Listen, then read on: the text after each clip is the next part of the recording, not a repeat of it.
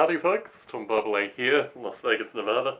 I wanted to spend a few minutes talking a little bit about this book, which I was published in last year. It's called Nature Inspired Informatics. I think I've got that roughly centered.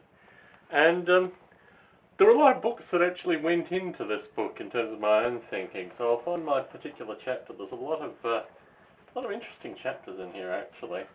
But my particular chapter related to the Noble Ape cognitive simulation, which is something that I've been asked to talk about quite a bit. There's a biota live relating to the Noble Ape cognitive simulation called This Is Your Brain on Agar, which I think basically gives a pretty good verbal account of what went into this particular chapter. I'm sorry I'm not finding it as quickly as I wanted to.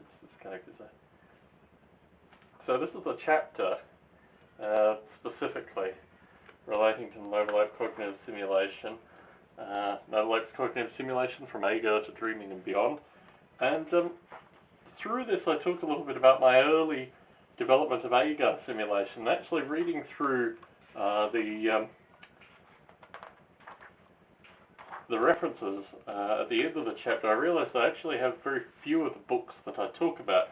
A large portion of these, if I can just reach up to a biota city, a large portion of the initial references actually come through the biota podcasts. So, I mean, the biota podcasts have been central to all of this. So, you know, there's a good suite of references associated with the biota podcast relating to this book. But I start off, I mean, my earlier Agar experimentation really had nothing to do with stuff that I'd read. But a lot of the background to do with Noble Ape, a lot of the kind of broader background to do with Noble Ape, related to one book in particular, in fact a couple of them, but this was the most important one. And this I think is quite ironic in some regard.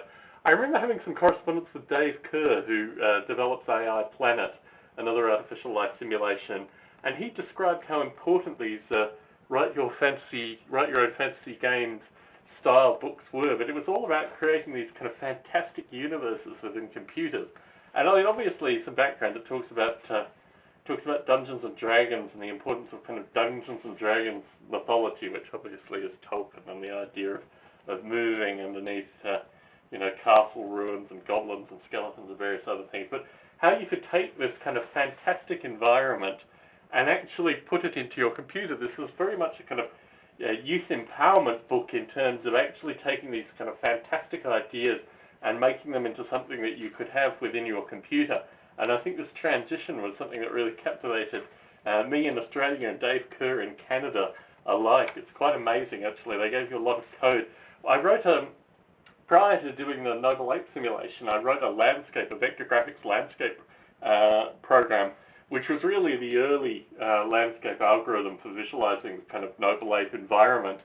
And in, I guess, the mid-90s, probably, I don't know, 93, 94, which was when I wrote, 93 really, I wrote pages and pages of this code, which was really central to these books as well, but this kind of code, and I made little notes along the side as this is done here. My mother still has these books somewhere, actually. I probably should get my hands on them.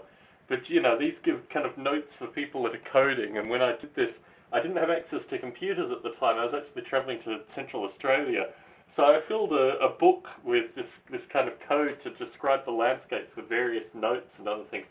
This actually, I bought this online. I didn't originally own this book. I borrowed it from a friend of mine, Alex Gurat-Brooks. It was only, I think, when I was in the UK that I actually purchased the book.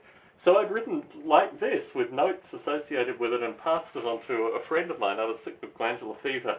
And he and his father typed in all the code that I'd written, and out came this kind of vector graphics landscape program, which I had just written in code. I'd visualized it in the code. And these books were really striking for this kind of methodology. Really, I mean, beautiful books. Not very thick. Talking a lot about the kind of fantasy stuff up front, and then how you actually put that into software in the back. But yeah, a critical book in my early development. I mean, I think also a good deal of kind of fantasy role-playing games. I gave away a lot of my original kind of fantasy role-playing game stuff, but I did have this, which was the Monster Manual. And I never, I think I had probably owned the Player's Guide and then the Dungeon Master's Guide. This is my I still register where the address is actually the address of the family home, and yes, you can find that through an internet search as well, because that's attached to the family home.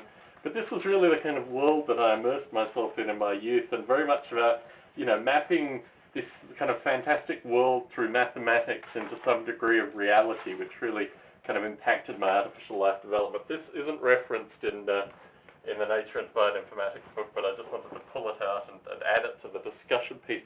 So I do reference a couple of Dawkins books in the Nature Inspired Informatics. The Blind Watchmaker is the one that's referenced with regards to most artificial life developers. However, I didn't actually read The Blind Watchmaker until later life.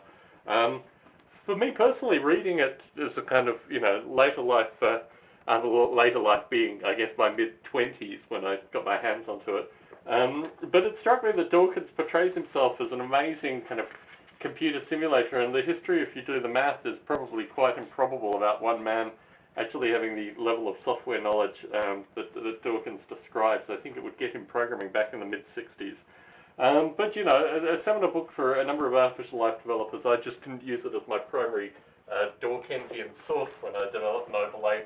Really, as a secondary text, The Selfish Gene was probably slightly more important to me.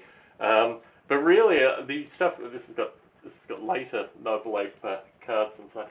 But really, the stuff that got me was the kind of manic depression associated with the Fords. I don't think I had this version. I bought a series. I had a series of artificial life books that were actually lost when I left Australia. They were put in storage with my mother's stuff, and I lost 2 boxes worth of books. So this is a later purchase of The Selfish Gene. My original copy, I think, was probably the second edition, which had considerably less, but kind of very more depressive Ford associated with Dawkins' various transitional mental states. So this was the more primary text that was used in the development of Noble Ape, but even that, it was just read with a slew of other texts, many of which I don't have because obviously the books were lost in Australia, which is kind of a somewhat depressing narrative, but ultimately just the the nature of a lot of this stuff. This is, however, one of the primary books which did contribute to the Noble Ape development that I still have. Thankfully, I took this with me to the US, so I still have Mammals of Southeast Asia, but this was very central. I lived in Malaysia and Thailand while I developed Noble Ape simulation, primarily Malaysia. Initially, in fact, I have photos of me in Malaysia around the time of the Noble Ape development, which I'll actually show. But this was critical for me to kind of give some solidity to the kind of primates and also the cats that I saw in Malaysia, although it doesn't accurately describe the kind of intercombinations between the wild cats and the feral cats. So there were Portuguese ship cats, for example, that had breeded with the local cat population, and this really didn't give a good indication, but it gave a good kind of biological spread with regards to the original simulation. So it was somewhat important in that regard. I'm running out of space in the bookshelves so that I can just put things up quickly. This is another book that I wanted to talk about because it's just been re-released second edition.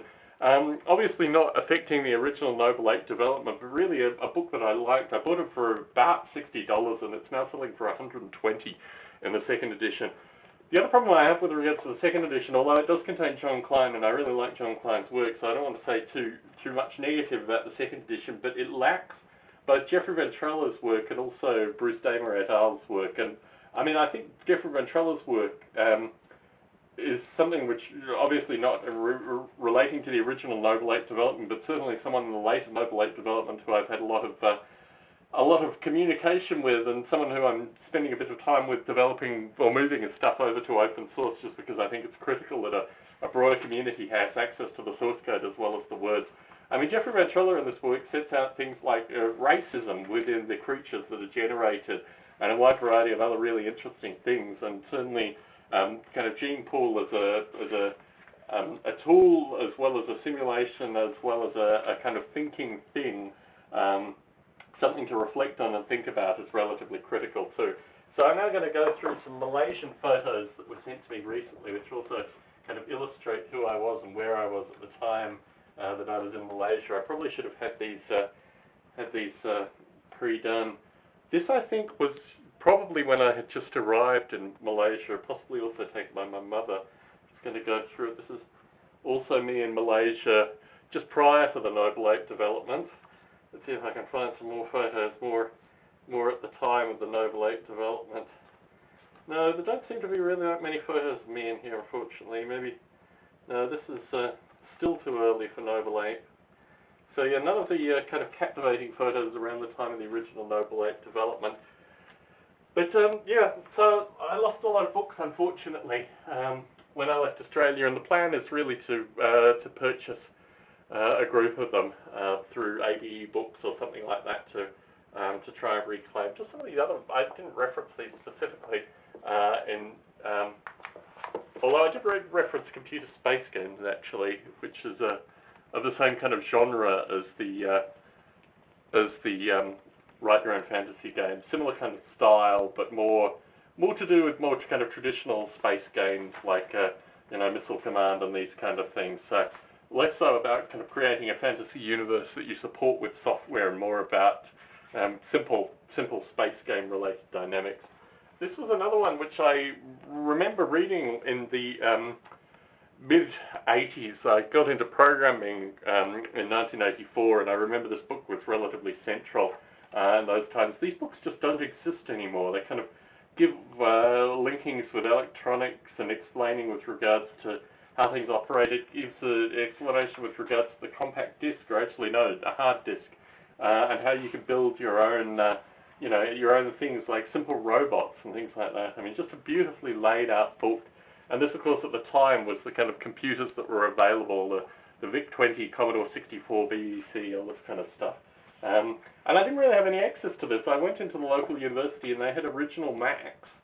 So my programming initially was very much on the Mac and then the PC, which is how I developed the vector graphics program. But these books were really, really critical in terms of teaching me how to program and some of the background in terms of kind of creating these fantasy universes. And like I said, I mean, it was really beautiful to have the discussion with Dave Kerr, where he explained that this was always also central to his early simulation development. Some other books which I've just noticed in the shelf that were also of interest to me. I can't remember. I think this was probably a university textbook. I seem to remember it, probably my final year in Fortran. I programmed in Fortran in year 9, which probably would have made me about 15 at the time. It was my first computer-paying job. I'm just scanning the bookshelf to see if there's anything else that's worth mentioning, really, at this stage. But I think I've pretty well covered as many of my early books as possible. I did want to include this. Why not? My mother writes children's books, and this was one of her most successful. She writes a wide variety of books, actually, both fiction and non-fiction. But The Wolf was probably her most successful to date, and it was ripped off by an American author. My mother's obviously an Australian author, but it was ripped off by an American author. And I think we always felt a little slighted that my mother's work that was award-winning in Australia had an American rip-off that made considerably more money and had film options and various other things. My mother didn't do the illustrations. The illustrations were done by a woman called Jane Tanner. But anyway, that's a little bit of Barbalet family history that I thought I'd throw into the general discourse. Anyway, it's a little hot down in the library, so I'm probably getting a little sweaty for the camera. But it's Tom Barbalet in Las Vegas, Nevada, signing out. I have to reach up and turn the camera off.